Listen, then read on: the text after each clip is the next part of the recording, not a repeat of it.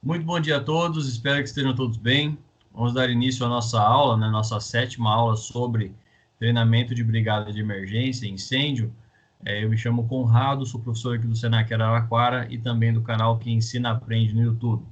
Vamos falar especificamente hoje sobre a propagação do fogo, entender um pouquinho mais da ideia, né, de como se tornar um brigadista e conhecer, né, as várias formas do fogo entrar em estados, né, de pirólise, termólise, combustão. A gente vai falar um pouquinho sobre esses termos para a gente compreender um pouquinho mais sobre o que é, né, ser um brigadista de incêndio e de emergência. Quando a gente fala sobre o fogo, né, existe uma conceituação básica, né, que o fogo ele deve ser administrado, né? Então, reparem aqui nessa imagem, eu tenho ali uma fogueira, né? E essa fogueira está muito bem delimitada, né? Tem ali o seu material de combustão, né? Que está pegando fogo, a parte de madeira, e naturalmente ela está sendo utilizada para um uso recreativo, vamos dizer assim, né? Então a gente faz ali uma confraternização, faz uma churrasqueira, né, ou uma fogueira, e faz um certo controle desse fogo, tá bem? Se você quiser que aumente o fogo, você coloca mais material para queimar. Se você quiser que o fogo abaixe, né, apague, deixe ele consumir e não repõe, né, o material para que ele pegue, para que ele continue pegando fogo. Então, nessa fogueira especificamente, né, a gente tem que fazer o uso controlado. A gente sabe que o fogo, por exemplo, é uma forma, né, que as civilizações utilizam, né, principalmente para cozinhar, né. Todo mundo tem aí um fogão em casa e utiliza o fogo de uma maneira controlada para cozinhar. Se ele muda, né, essa aparência, se naturalmente ele sai de controle, ele se torna um incêndio, ele foge ao controle, né? Então, as pessoas que porventura possam acompanhar o incêndio percebem que ele não tem o controle. Não tem como a gente ir lá na boca da fogueira, né, igual no fogão, e apagar, né, tirar o gás para ele apagar. Num caso de um incêndio, foge ao controle, né, e ninguém consegue apagar sem o trabalho necessário e sem os equipamentos necessários. Então, o fogo também, né, o incêndio, ele produz danos e prejuízos também. O problema do brigadista não é o fogo, é o incêndio.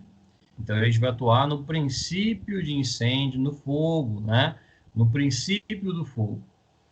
Ao produzir danos e prejuízos, tudo que o fogo tocar, né, aquilo que ele estiver próximo, ele vai ser destinado a queimar. Então, no caso de incêndio, como ele foge ao controle, ele é naturalmente uma situação muito perigosa, né? A gente teve diversos desastres aí na nossa história, né, no Brasil especificamente, que o incêndio fugiu do controle e acabou ali produzindo danos, prejuízos, ele fugiu do controle, né, e ele queimou tudo aquilo que foi destinado a queimar. Então, no caso de um incêndio, né, especificamente, ele inicia, né, com o fogo de certa forma controlado, né, percebam essa imagem que eu estou demonstrando para vocês, foi no dia do incêndio da Boate Kiss, né, nós tivemos lá 242 mortes.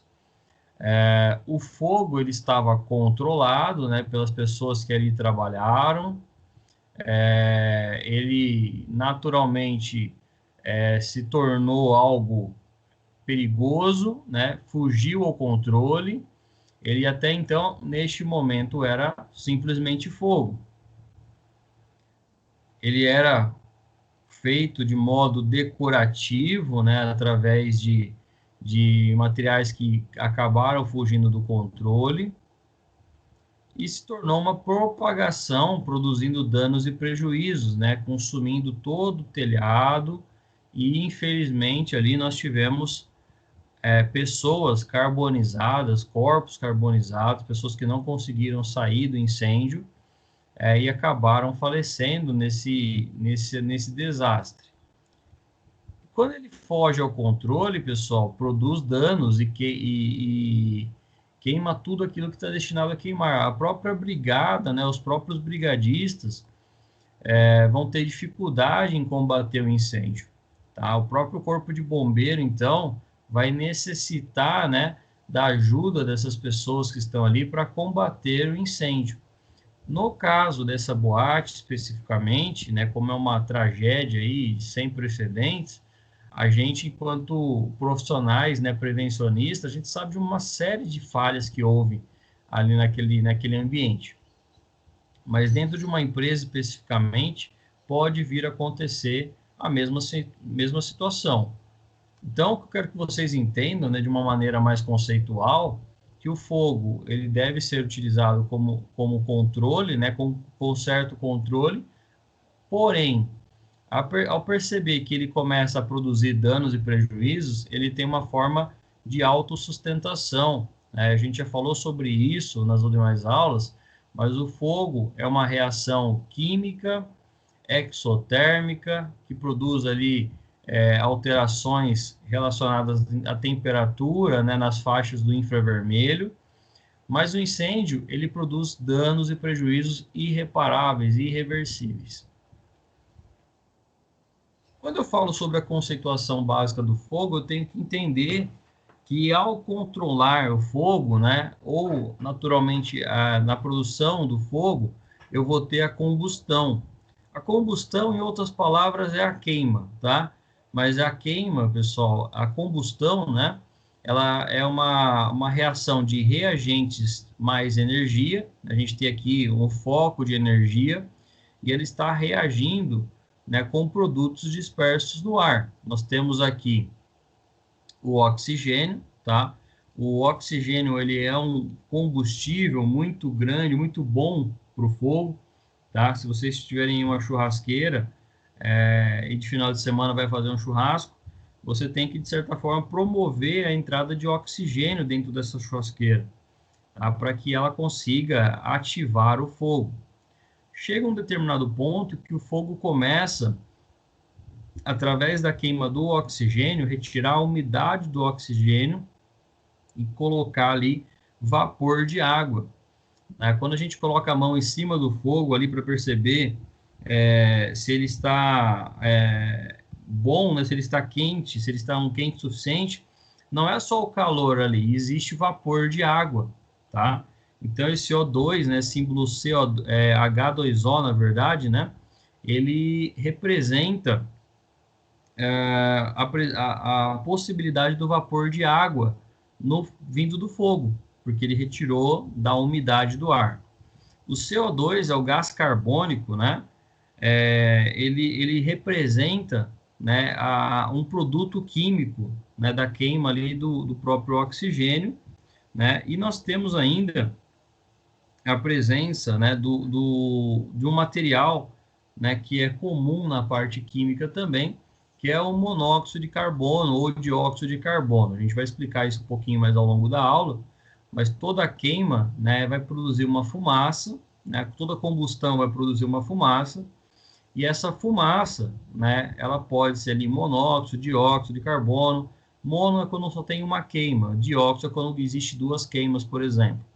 Então, eu tenho ali um material plástico e, juntamente com aquele material plástico, eu tenho madeira. Então, eu tenho um dióxido de carbono, eu tenho uma produção de dois materiais diferentes. Tem uma queima e uma combustão de dois materiais diferentes, gerando uma fumaça. Então, a entrada de ar, a entrada de calor, vai ser o material combustível, vai continuar queimando, né? E a combustão, essa queima, ela vai produzir luz, né? Ela produz ali uma reação exotérmica, né? Ela produz gases que vão se tornar gases combustíveis, né? Então, ao redor do fogo haverá gases combustíveis, como o próprio vapor de água, o próprio CO2. Isso vai alimentar a combustão e vai gerar ainda mais calor. Então, quando a gente fala do fogo, né, ele pode começar ali a 60 graus de temperatura, vai começar a subir para 100 graus de temperatura, pode chegar a 600 graus de temperatura, pode chegar a 1000 graus de temperatura, e tudo isso vai gerar, né, vai ser produto da combustão. Durante o fogo, né, ele pode ter uma combustão completa e incompleta. Além da questão da combustão, nós teremos no fogo uma chama, né? Então, percebam ali que existe a base do fogo, né? Toda vez que você ouvir falar sobre a palavra base do fogo, é a parte mais, a menor parte do fogo, é a parte da chama, né? Então, ele vai ter ali uma forma de combustão, haverá ali na sua volta, né? Uma espécie de areola, né? Que vai ser o contorno do fogo, e nós teremos ainda as labaredas, né? Que são as partes mais externas do fogo. Então, haverá uma maior produção de luz, e a chama é a consequência do fogo e não a causa, né? Então, a gente vai ter a base do fogo, e esse sim é a causa do fogo, tá? Então, toda vez que a gente tiver contato com o incêndio, o princípio de incêndio, a base do fogo tem que ser eliminada. Então, se eu pegar o extintor, lá vai estar escrito, né? Apontar o extintor para a base do fogo. Essa aqui, a base do fogo, é a chama. Você diminuindo, né, essa chama, diminuindo essa base, você automaticamente vai acabar com a parte externa do fogo, a parte externa do incêndio. Então, eu tenho que conhecer a base, tenho que saber onde ela se encontra e agir, né, nessa causa, para agir ali tentando eliminar esse foco de incêndio, através do isolamento, através do resfriamento, através do abafamento. Existe, né, durante um incêndio, uma conceituação de pirólise e termólise, tá? Eu vou explicar essas palavrinhas para vocês. A termólise, pessoal, vocês podem encontrar isso também, né, dentro da anatomia do corpo humano, que é o que faz o nosso corpo aquecer, tá bem? Então, existe uma espécie de termostato, vamos falar assim, né, no nosso corpo, que quando a gente está numa situação fria, né, no ambiente frio, o nosso corpo produz um aquecimento. Quando nós estamos numa situação de calor, nosso corpo produz um certo resfriamento. Então, a termólise é uma espécie de controle da temperatura do nosso corpo. No fogo vai acontecer a mesma coisa. Ele vai conseguir controlar a tua temperatura. Só que a partir do momento que ele consome, por exemplo, um sofá, começa a consumir a cortina, vai ali e consome uma TV, né, que está aqui, um móvel, essa temperatura sempre vai aumentar. Quanto maior a combustão, quanto maior a chama, maior a temperatura. Quando a gente fala, então, de pirólise, é a decomposição que ocorre pela ação das altas temperaturas. Então, percebam, né, a atmosfera que nós temos aqui, através da queima do oxigênio, através da produção, né, dessa fumaça que a gente está vendo aqui saindo dos móveis, né, mesmo que ele não esteja pegando fogo, como é o caso da mesa, ela está com superaquecimento. Então, ela está emitindo gases, né, decompondo ali esses gases, e eles estão presentes na atmosfera. Isso vai se tornar naturalmente ali um material de combustão, né, uma energia para essa chama, para esse fogo. Essa pirólise, né, que seria naturalmente ali o desprendimento de gases produzidas pelos materiais através de altas temperaturas, serão um potencial combustível para o fogo. Então, numa situação de pirólise, né, começa o incêndio aqui no sofá, mas ele não chegou ainda lá no armário, não chegou ainda na mesa. Só que esses materiais estão superaquecidos, né? Então, o tetraedro do fogo, vocês sabem aí que uma das formas é o calor, né? Ele vai começar a se tornar um ambiente mais aquecido, e para pegar fogo é rápido, né? Porque o fogo ele passa também através de um efeito chamado irradiação, convecção e condução, que a gente vai ver na aula de amanhã. Então, na presença do fogo, os materiais começam a emitir os gases, né, chamados de pirólise. Já a termólise é a decomposição química definida, né, como uma reação química que decompõe pelo menos duas substâncias químicas quando aquecidas. Então, quando a gente fala de termólise especificamente, eu estou especificando que o fogo ele vai consumir a madeira do sofá e vai consumir também o tecido do sofá. Então, isso vai produzir um determinado grau de temperatura. A partir do momento que ele começa a queimar a estrutura metálica do sofá, por exemplo, né, as molas, os próprios grampos que devem ter ali, os próprios parafusos, pregos, a tendência é aumentar essa temperatura, tá bem? Porque o fogo precisa de uma autossustentação, ele precisa se retroalimentar. E a partir do momento que ele consegue queimar esse tipo de material, ele consegue naturalmente aumentar a sua temperatura. E aumentando a sua temperatura, a possibilidade dele gerar fogo em outros lugares é muito grande. Então, o brigadista, ao se decompor, né, se deparar, né, com esse cenário, ele vai agir naturalmente aqui com a base do incêndio, né? E se a gente tiver outros brigadistas, a tendência é ele produzir um resfriamento, né, dessas outras áreas. Porque pode acontecer de o brigadista começar a apagar aqui, né, essa região que a gente está vendo aqui com o cursor do mouse, e começar uma ignição espontânea por causa da temperatura. Tá? Então, o fogo ele consegue, né, se modificar através da irradiação. Então, quando a gente fala da termólise especificamente, né, ele é um fator de preponderância, né, no caso do incêndio. Então, ele começa a queimar, começa a produzir uma irradiação, juntamente com a pirólise, que é o aumento da temperatura no ambiente, pode começar uma queima, né, sem necessidade, né, desse fogo chegar até naquele ambiente. Ele pode queimar basicamente por combustão, né? Então, a combustão, a chama, pirólise e termólise. Percebam, né, que existe aqui na parte superior uma atmosfera, né, que é o que a gente vai representar de gases específicos, né, no ambiente. Então, essa atmosfera vai ser a pirólise através de uma reação de gases presentes no ambiente. E nós temos diversos gases presentes no ambiente com um princípio de incêndio.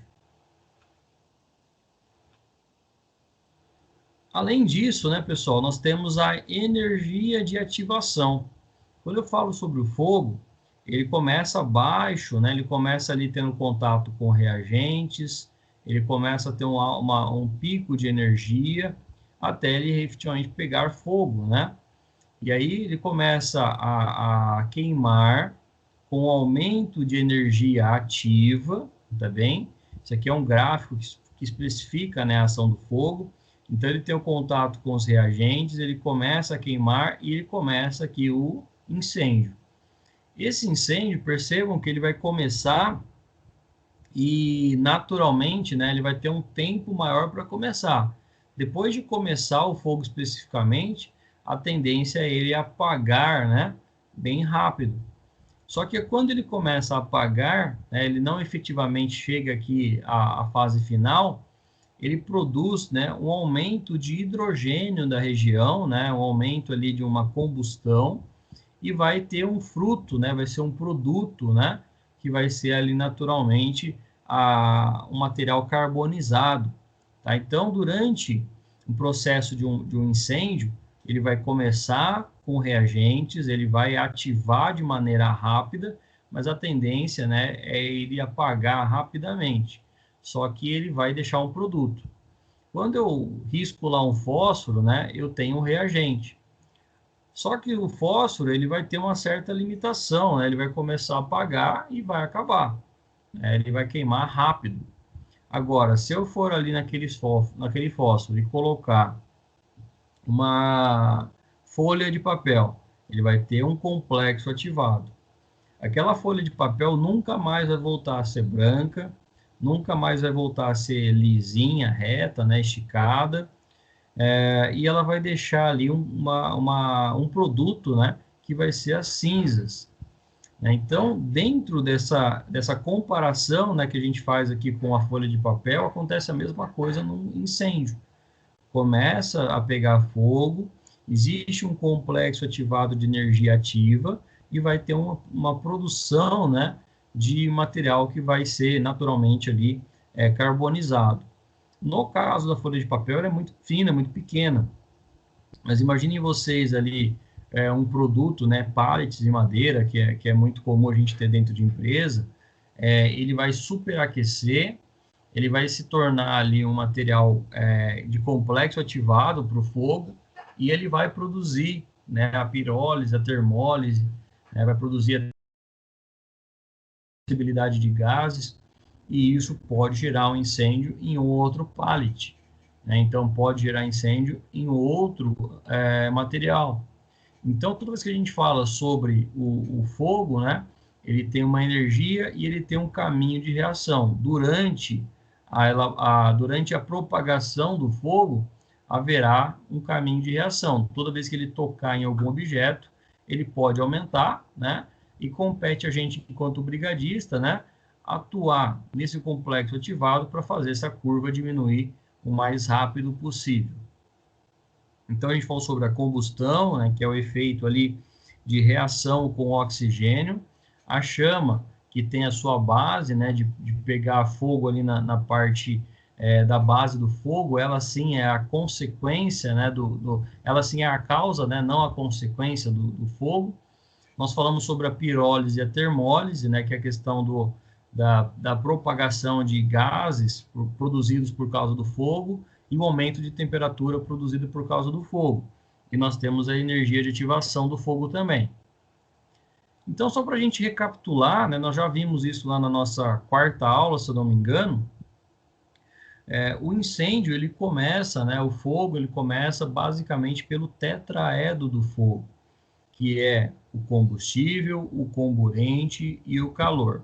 O calor é o que vai dar início ao fogo, tá? Então, o calor, ele precisa ali, basicamente, de uma das moléculas superaquecidas, né, para que ele dê início ao fogo. Todo material, quando ele pega fogo, as suas moléculas estão aquecidas.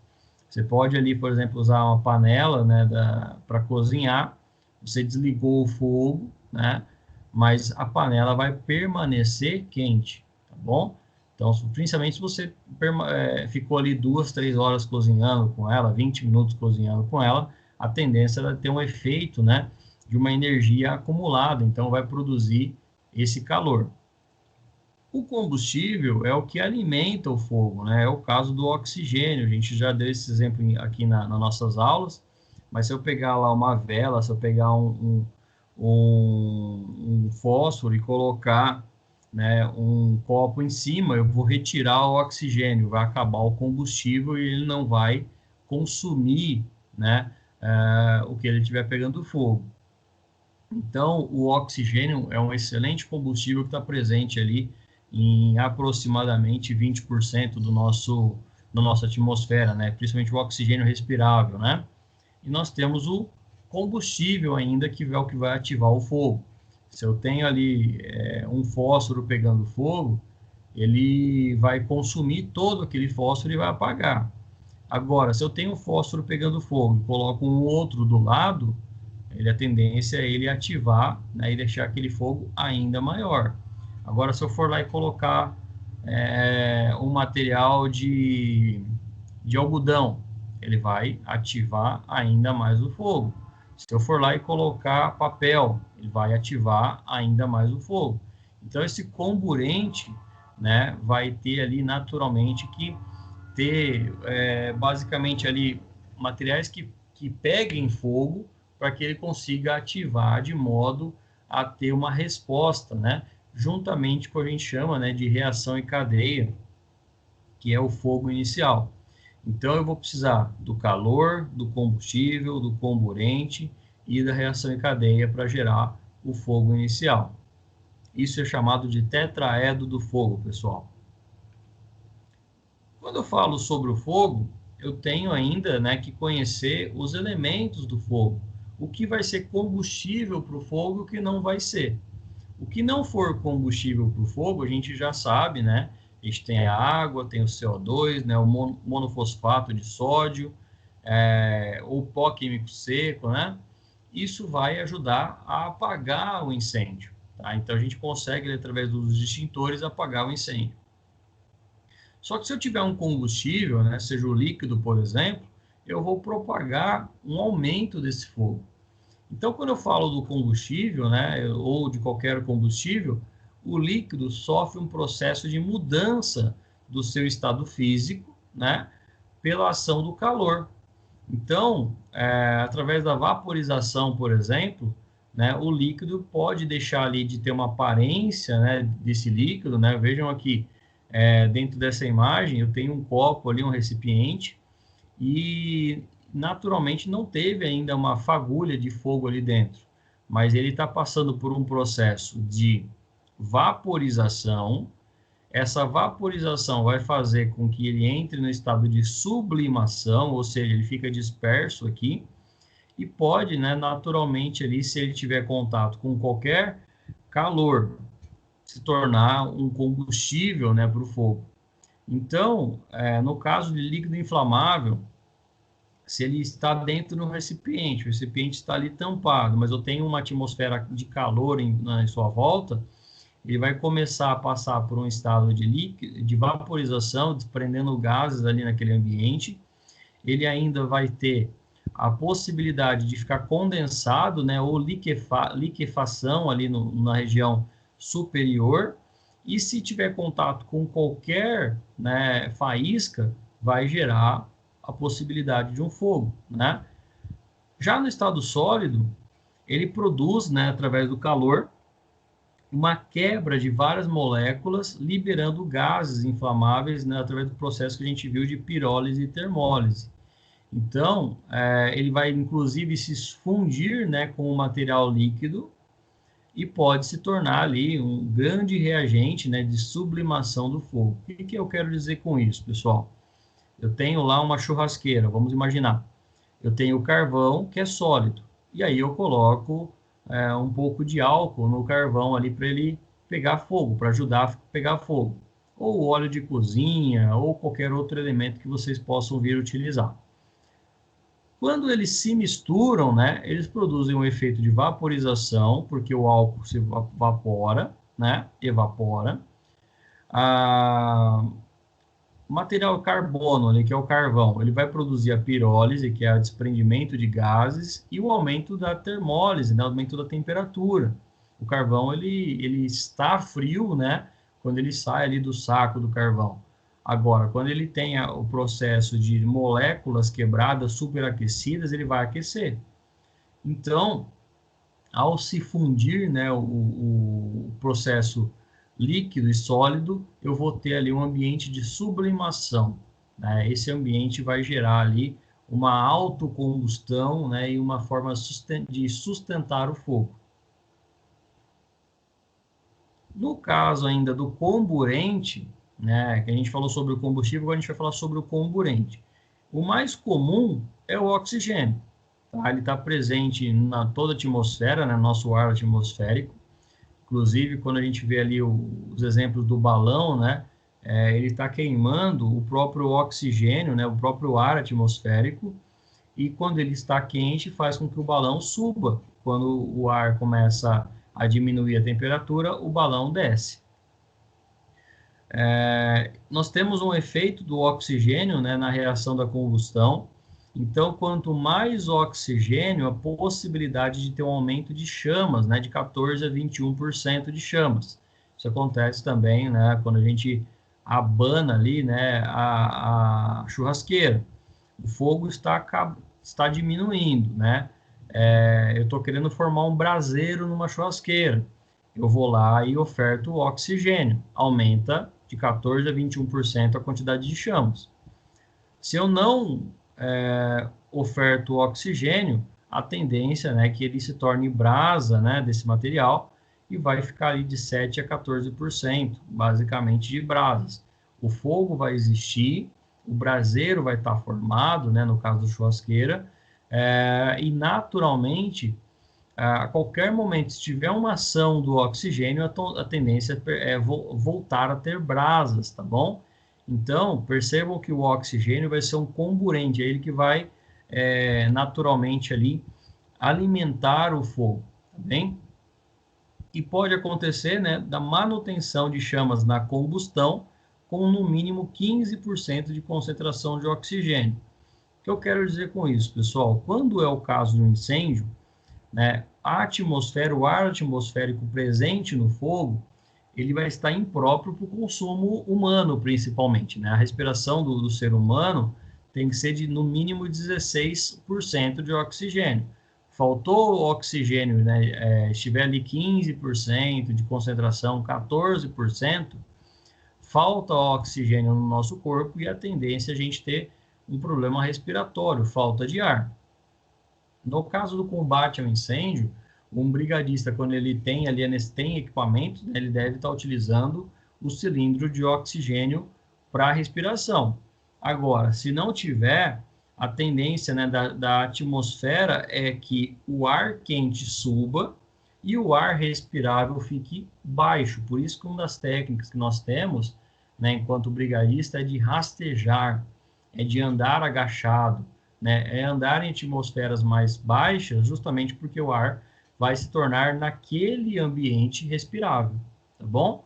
Então, ao se falar da respiração do ser humano, percebam, né, que existe ali um ar respirável, né, mais abaixo, por isso que a gente deve ter uma técnica ali para absorver enquanto brigadistas, né, que é abaixado.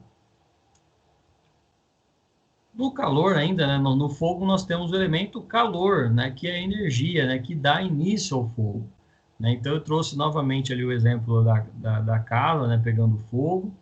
O fogo, né, a energia vai desidratar, né, mesmo que não esteja pegando fogo necessariamente a cadeira, os móveis ali, eles começam a empenar, né, eles começam a ter uma mudança da sua propriedade física.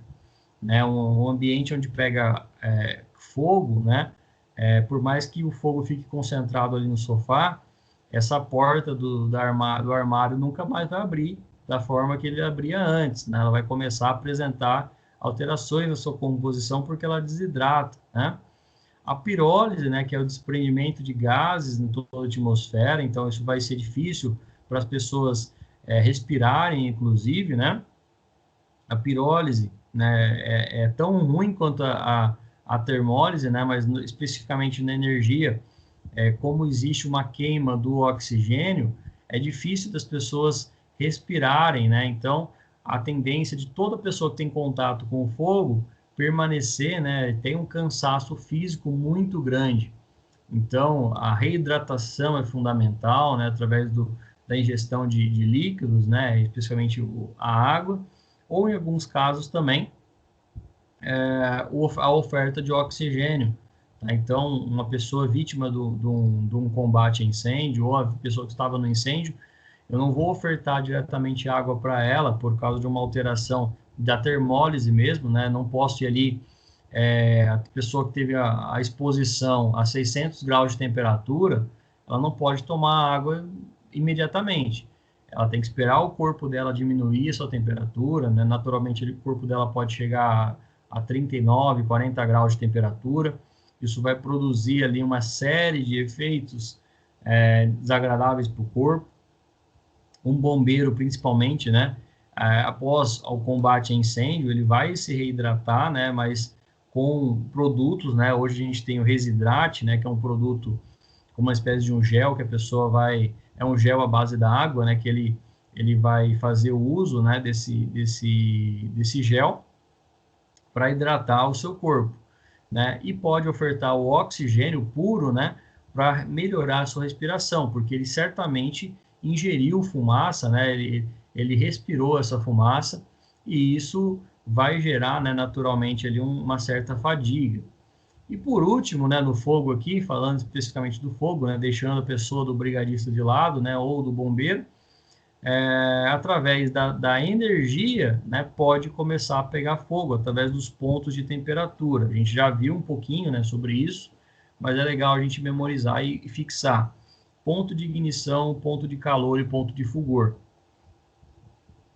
Pessoal, dúvidas até aqui? Alguma pergunta? Fiquem à vontade, por favor, tá? Tranquilo. Então, quando a gente fala dos pontos de temperatura, nós temos, né, o ponto de fulgor, o ponto de combustão e nós temos o ponto de ignição.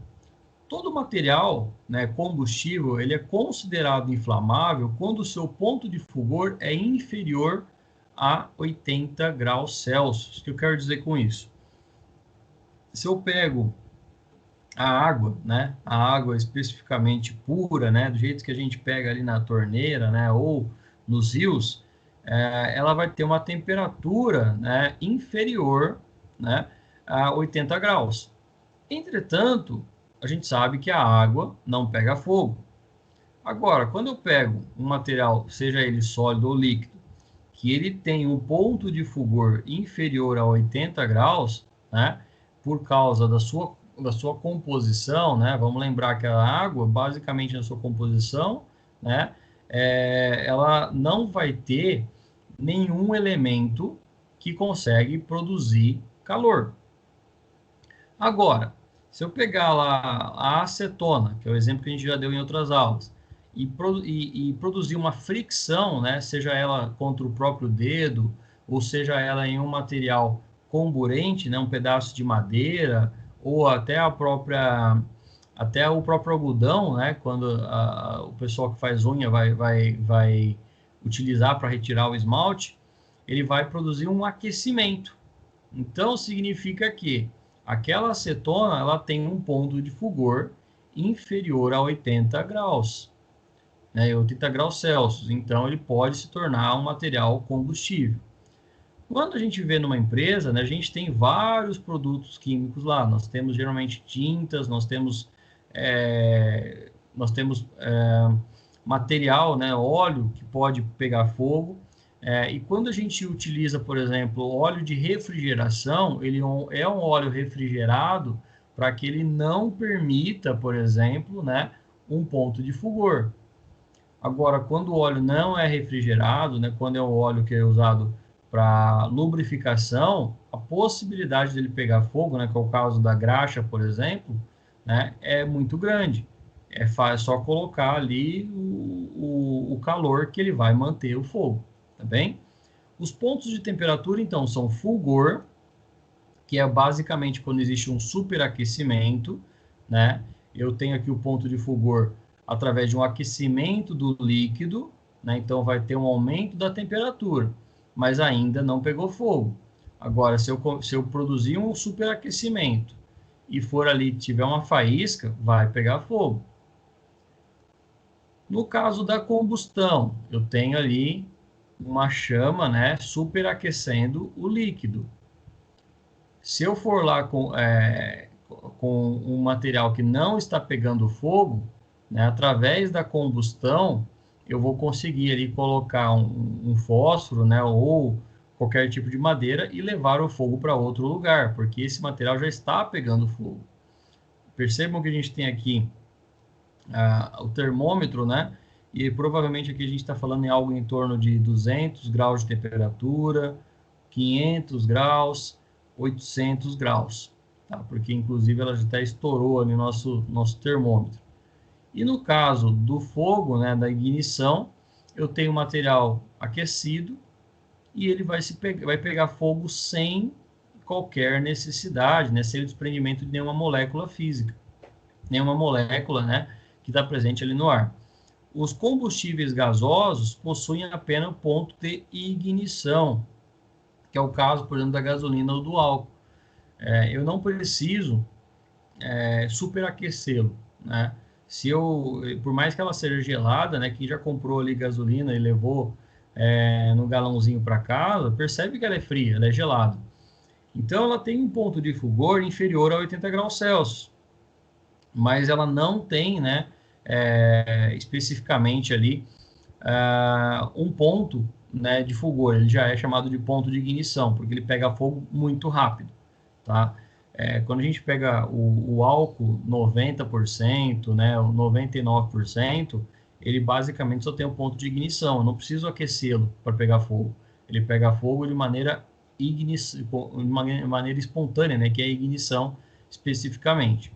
Então, no elemento do fogo, o calor, né, vai gerar ali através do ponto de fulgor, combustão e ignição, os pontos de temperatura, ou basicamente pontos de energia. Quando eu falo do fogo, eu tenho ainda que conhecer a sua devida combustão, tá? Então, de acordo com a emissão desses gases, haverá uma combustão completa ou incompleta. Quando eu vejo ali um fogo azul, né, que é a chama específica que nós temos da liberação do gás de cozinha, né, eu tenho a liberação apenas do CO2, do gás carbônico, né, e do H2O ali, do vapor de água. Se eu colocar uma chaleira com água, né, haverá ali desprendimento, né, de moléculas de água. Então, na liberação completa, né, basicamente haverá a liberação do CO2 e do H2O, tá bom? Essa é o chamado de liberação completa. Eu posso a qualquer momento, né, virar ali a alavanca do fogo, né, e acabar com essa combustão. Mas eu vou permanecer no ambiente quente, né, por causa que vai ser aquecido, e eu vou permanecer naturalmente ali no ambiente onde teve uma combustão completa. Já na combustão incompleta, que é a liberação de gases combustíveis, ele ocorre, né, basicamente por causa da combustão que a gente está vendo, da base do fogo, né? Se a gente for querer apagar um incêndio, pessoal, não tem por que eu jogar água aqui em cima, tá? Eu vou jogar água aqui embaixo e depois eu vou subindo. Por quê? A base do fogo está aqui. Se eu começo a tirar toda e qualquer presença de gases, né, dessa queima, a tendência do fogo diminuir. Ah, mas se eu não apagar aqui em cima com água, ele vai voltar para baixo? Lógico que vai.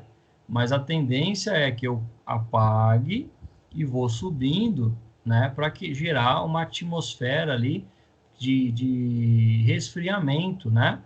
Então, ao jogar água, né, eu começo por baixo, cubro pela parte de cima, né? E depois vou fazendo ali todo o resfriamento, todo o rescaldo daquela região. Os gases eles vão entrar em contato com as outras atmosferas e ele vai naturalmente se desprender, né, da parte interna do fogo, né? Vai haver naturalmente, né, a combustão, vai haver naturalmente chamas, vai haver naturalmente pirólise, termólise, vai agir uma energia de ativação. Porém, ao entrar com a água, eu consigo, né, permanecer eu mantenho a liberação de gases combustíveis, mas eu elimino a base do fogo.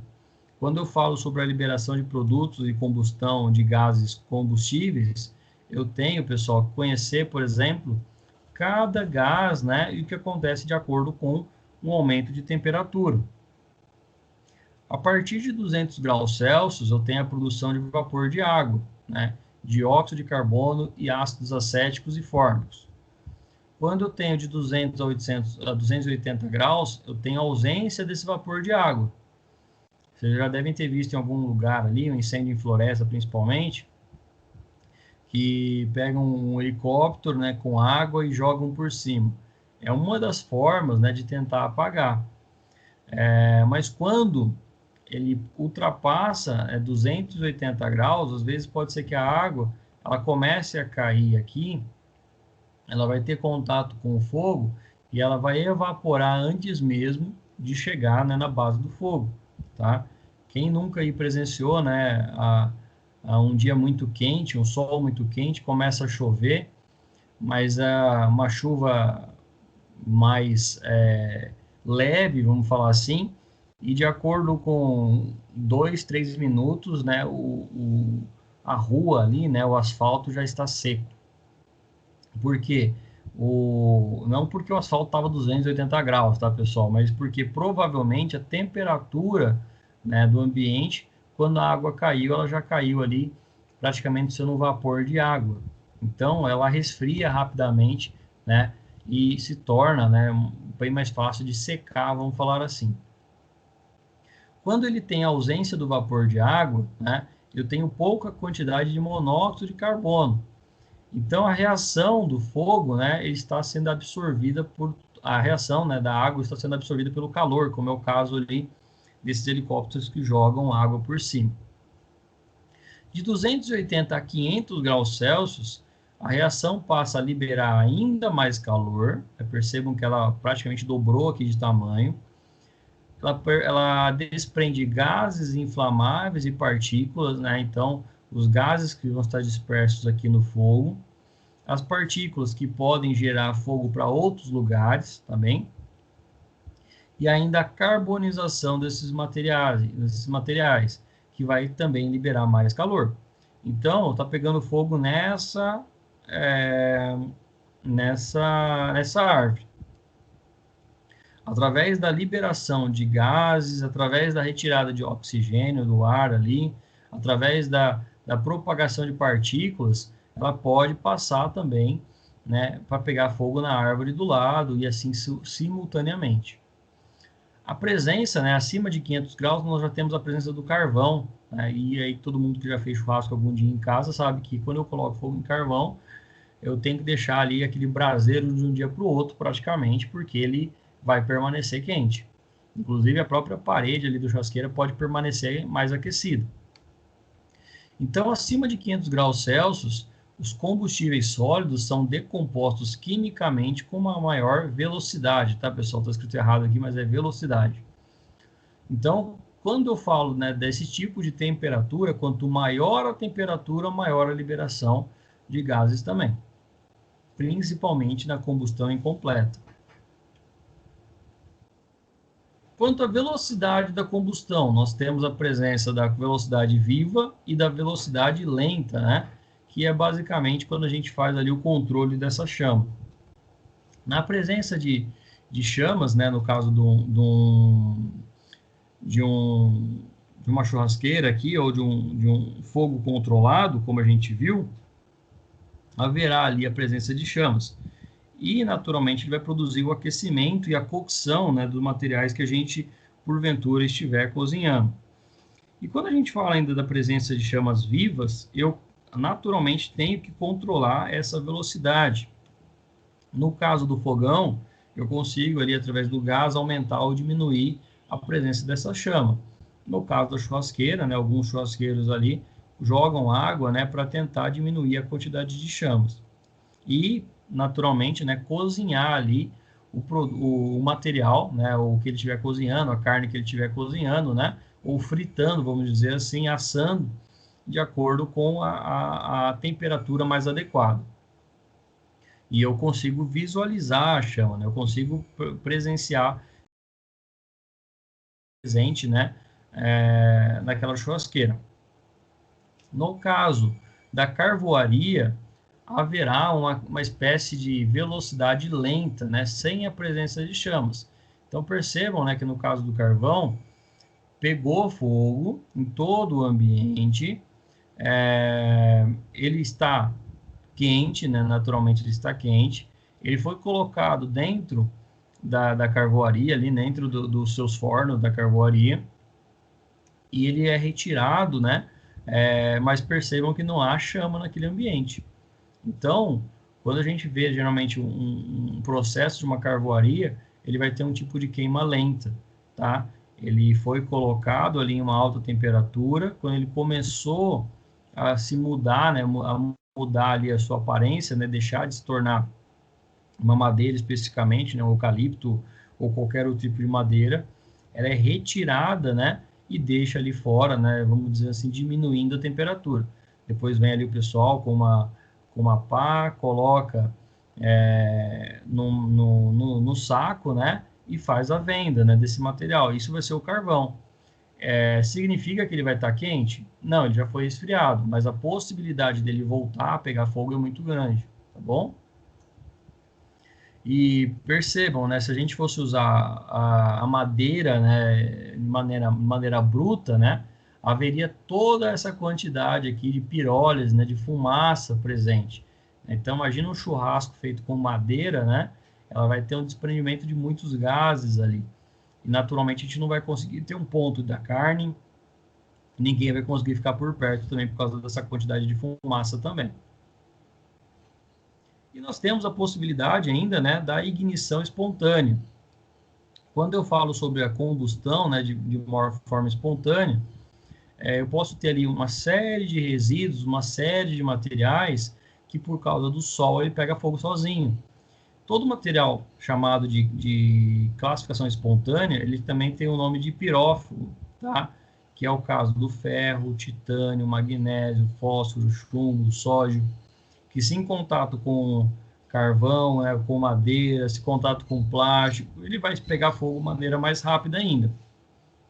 Então, todo material espontâneo, sobre condições normais, ele se inflama espontaneamente. Ou seja, eu não preciso ter uma fonte externa de calor. Eu não preciso ter ali só o sol, né? Ele produz o superaquecimento e esse material, ele mesmo se aquece, né? Ele não precisa basicamente ali estar no sol para pegar fogo, tá bom? Então ele pode estar ali dentro de um bag desse, né? De uma sacola dessa, e ele pode pegar fogo simplesmente por estar ali próximo a outros elementos que também peguem fogo. Não preciso ter uma fonte de calor especificamente. Para a gente entender um pouquinho mais sobre o fogo, eu preciso compreender os tipos de chama. Quando a gente fala sobre a queima do gás metano, que é o gás que nós temos na nossa cozinha, né? Ou GLP, né? Que é o gás liquefeito de petróleo, tem uma pré-mistura. Existe ali vários tipos de gases, né, que vão formar um gás específico, o gás de cozinha. E para que a gente tenha, né, uma combustão completa, haverá uma queima total e vai produzir luz e calor. Você pode colocar a mão ali perto, vai perceber que ele vai estar quente. E se você apagar, fizer um exemplo aí em casa, apagar a luz, né, de casa e deixar só a chama do fogão, ele vai produzir luz. E haverá uma queima total, na sua totalidade, né? Então, ele vai pegar ali em todas as bocas do fogão e vai pegar fogo. A tendência é que ele, porventura, ele possa pegar fogo, né? Desde que ele esteja presente, né? E saindo ali de todas as bocas, né? Do fogão. Então, haverá ali uma produção de luz e de calor, né? Através de uma combustão completa. E nós temos ainda o tipo de chama difusa, né, que é o caso da combustão incompleta, no qual a gente tem ali uma queima residual, nós temos ainda luz, calor e fumaça. Ainda quando a gente fala sobre essa chama, né, difusa, eu tenho que especificar, né, a todos aí que ao se falar, né, dessa chama difusa, ela vai estar presente em outros tipos de incêndios, né? Um incêndio florestal, estrutural, porque o fogo ele sobe, tá bom? E haverá ali, no caso, uma queima residual. Ao falar basicamente desse tipo de incêndio, né, eu tenho que compreender que ele também vai produzir luz, calor e fumaça. Nesse caso especificamente dessa chama difusa, eu tenho que compreender que naturalmente, né, a combustão incompleta produz a queima residual, luz, calor e fumaça. Bem? No caso da chama difusa, eu vou ter presencialmente a presença ali de uma zona de reação através da união, né, de duas possibilidades, o gás combustível e o ar. E a tendência é que o ar eleve, né, suba, vamos falar assim, o fogo. A gente precisa compreender isso, pessoal, especificamente em casos de incêndios estruturais, tá? Por isso que eu jogo ali a água por cima para tentar diminuir a possibilidade, né, dessa zona de reação. Quando eu falo sobre os tipos de chama, né, nós temos aqui o caso, né, do vazamento de cilindro do GLP, que ele também produz ali uma atmosfera para cima, né, vamos falar assim. Inclusive, você pode mudar vários ângulos ali do fósforo, ele vai continuar sempre para cima, tá? Então, no vazamento do GLP é a mesma coisa. Se você deita ali um gás, né, um botijão de gás, ele vai sair o fogo para cima, tá bem? Ele não vai sair com fogo reto, tá bom? Ele vai se propagar sempre para cima, porque o ar leva ele para cima, tá bom? Uma das formas ali de apagar o incêndio, né, no botijão de gás é vir aqui e colocar o dedo em cima dessa saída. E ainda, né, e ainda, né, uma das possibilidades de se apagar esse tipo de incêndio. No caso do incêndio, né, estrutural, acontece a mesma coisa. O fogo ele vai ser propagado para cima, tá bem? E toda vez que o ar mudar de direção, né, no caso ainda do incêndio florestal, ele se movimentar para outros lados, tá bem? Então, os tipos de chama, né, principalmente no caso difusa, é o que a gente mais vai encontrar. Através do aquecimento do gás carbônico e do ar, a tendência do fogo subir, tá bem? Em outras palavras, pessoal, toda vez que eu tiver contato com o fogo, né, eu vou agir na base do incêndio, né, e em cima. A gente vai ver isso lá na parte prática, fica muito mais interessante do que a gente compreender essa reação, né, do gás, do fogo e, naturalmente, da sua forma, né, de concentração, de propagação.